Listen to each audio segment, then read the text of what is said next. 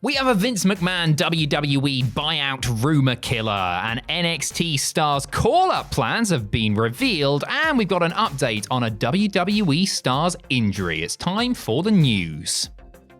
So reports began circulating this week, starting with Jonathan Coachman, about Vince McMahon being interested in buying back the WWE. This was also reported by Chris Featherstone of Sportskeeda that there had been some rumblings that Vince was getting into a position to buy his company back. Fightful Select followed this up with a bit of a rumor killer. Yeah, they have. Not that it was needed in any way, to be honest. Like, fair play to Fightful for doing this, but it was really obvious. They say McMahon would almost certainly not have the financial means at this point to purchase the company and doesn't have the ability to buy back a controlling interest in it. WWE's market value has increased significantly in the years since McMahon made the deal for a number of reasons. McMahon does not have remaining stake in TKO, but the Vanguard Group owns nearly as much stock in TKO as Vince McMahon. Endeavor, Silver Lake equity holders, and Egon Durban own 60.92% per an inside report from WrestleNomics. I think it was so obvious. I'm not trying to disrespect Coach. I think he's a great announcer. Really liked him on commentary. He's a good laugh. His Coach. But what a load of bollocks. Yeah, maybe he does. Maybe he does want to buy back WWE. Maybe he said, I'd love to have it back because I'm bored. I've got nothing to do. But there's no chance of it happening. Vince McMahon's his financial affairs are relatively public knowledge. Like we know how much that he sold his shares for because of the timing of the selling and everything. And the way that the company has grown financially, obviously he can't afford to buy it back. Obviously can't. Maybe he would like to buy it back. Maybe he would, but he can't. No, it's that simple, isn't it? Yeah, that's basically what it comes down to. So in case you've heard stuff about that doesn't look like it's going to be a thing that happens. I've said that now, you watch. Yeah, it's wrestling. Stranger things have happened. It is wrestling. Stranger things have happened. Like JC Jane winning the NXT Women's Championship on Tuesday. Caught everyone off guard. Fightful Selective said that this is something that was kept really, really close to the chest backstage. We just Don't look there parties. When you say that, Tom. I know. I saw you close. It was kept close to the hairy, voluptuous chest when it was played out because they wanted the genuine shock and surprise of everybody. And they nailed it. I did not see it coming at all. It was great. No way. And I love how they cut to Mike Rome, the ring announcer, genuinely in shock and forgetting to do his job. We've all been there.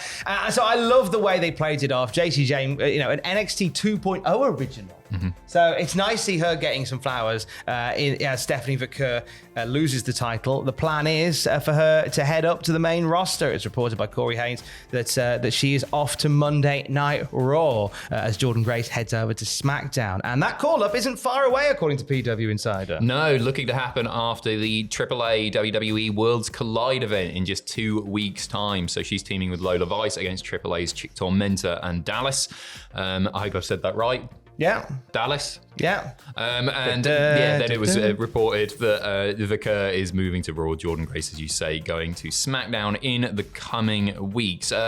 One thing that NXT has been fantastic with over the last couple of years, in fact, is their women's division. I think they've got one of the strongest women's divisions on planet Earth. They are so good, so entertaining to watch, and they've already lost some big names, and they're about to lose 2 more there.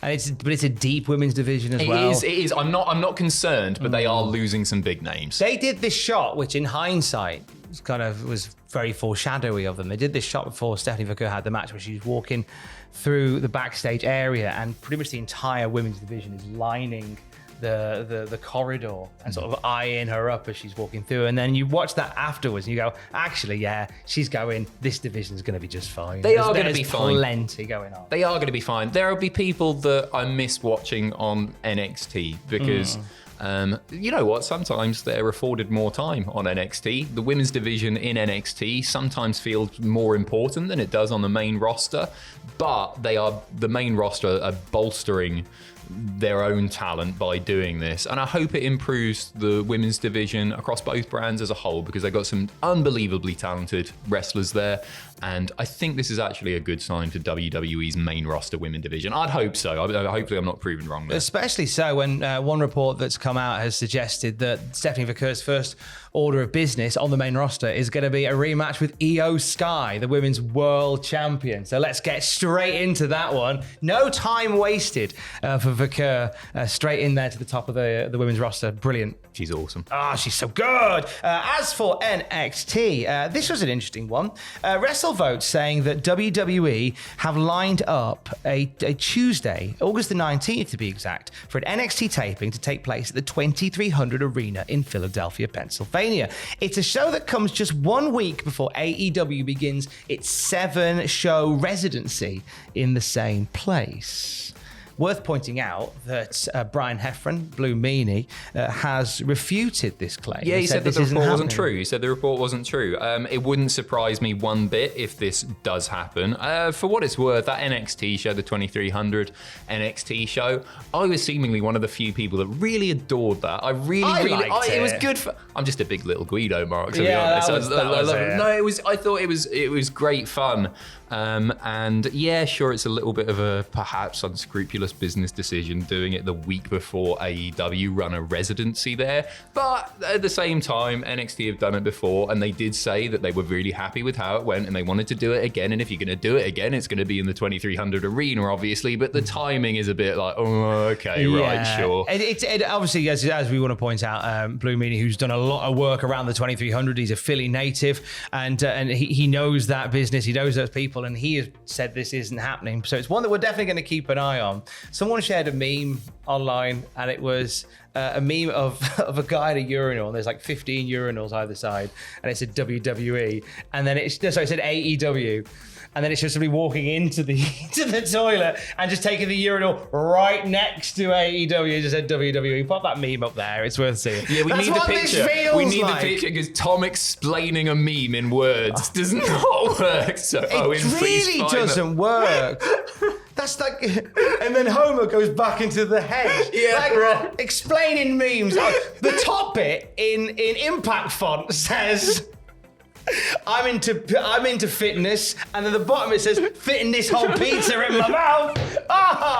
Great laugh. Anyway, on we go to Chelsea Green flavoured news to end on. Saturday night's main event saw Chelsea Green take a 6-1 nope from Zelina Vega that caused a lot of blood from the nose. Turned out to be a broken nose. Fightful Select shares an update on her status, saying it is suspected that Green suffered a clean break of the nose, which isn't her first. She's expected to be required to use a face mask and to remain on TV, which is like, obviously it's terrible. She's had a break of the nose, but Chelsea Green in a face mask doing character stuff in a face mask, Cody Rhodes-esque. Yeah. You know what? That's not the worst thing in the world. Again, I'm sorry you got your nose broken, but she'll make the most of it. I'm sure she will. If anybody will, it will be her. Yeah. So Green also praised for the way that she handled that injury, according to the Fightful, saying numerous staff backstage said that Green handled the situation well and had a positive attitude despite the injury. She was also good with milking the injury for WWE social media to capitalize on it. Of course she was, which impressed several in the company. And you know what? She absolutely nailed it. And it's going to be so good. It's going to be so in fitting with her character to have her absolutely perfect face and nose specifically broken, and she can play on that on TV, and she'll turn chicken you know what into chicken you know how. Chicken you know how. What's the expression? Explain some more memes, Tom. What is the expression? In impact at the top. Chicken SH1T into chicken salad. Salad! That's it. That's what I was looking for. I lost it halfway through there. Honestly. Lovely nose, Chelsea. Love you, Chelsea. Well done on all of that. What's on the channel this weekend? What is on? Oh, we got something fantastic on Sunday. Kevin Dunn, Behind the Curtain. A near hour-long documentary about a truly enigmatic man in professional wrestling, a guy who was with the company for such a long time, and it is a Sam Driver fronted documentary. Kevin Dunn, Behind the Curtain. If you want to watch it though, you can watch it right now, patreon.com/Cultaholic, if you want to show us a little bit of support. And if you want to watch it in the true manner in which it was meant to watch, then press play on the Patreon video and just constantly zoom in and out on your web browser. It'll be like, just as God intended. Just as God intended. And for the latest wrestling news at any time, you can check out Cultaholic.com. Stay safe. Love you. Bye.